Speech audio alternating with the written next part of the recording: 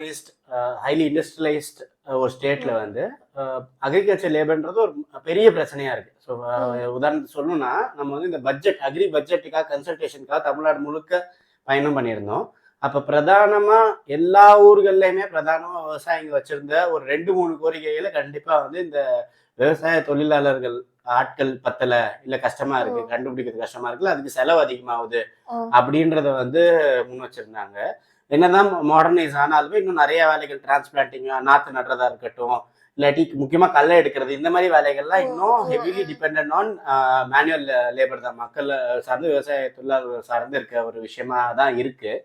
So இது வந்து இப்போ பார்த்தோம்னா வந்து இது ஒரு பக்கம் விவசாயிகளுக்கான ஒரு பிரச்சனையா ஒரு பக்கம் இருக்கப்ப, இன்னொரு பக்கம் வந்து 2011 சென்சஸ் படி வந்து ஆல்மோஸ்ட் 1 கோடி பேர் வந்து விவசாய தொழிலாளர் தான் இருந்திருக்காங்க.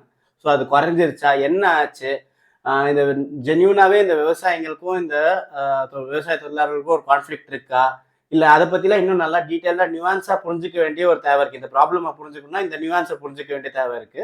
முக்கியமா நம்ம என்ன புரிஞ்சுக்க வேண்டிய தேவை இருக்குன்னா வந்து இந்த விவசாயிகளா இருந்தாலும் சரி, விவசாய தொழிலாளர்களா இருந்தாலும் சரி, 2 பேருமே அஃபெக்ட் ஆகுற ஒரு குரூப்பா தான் இருக்கு. ம். ம். சப்ஸ்டான்ஷியலா 2 பேருமே பாதிக்கப்படுற ஒரு நியோ லிபரலிசமோ இல்ல ஒரு ஒரு குளோபலைசேஷன் நோக்கி போறப்ப இவங்க 2 பேருமே பாதிக்கப்படுறாங்க.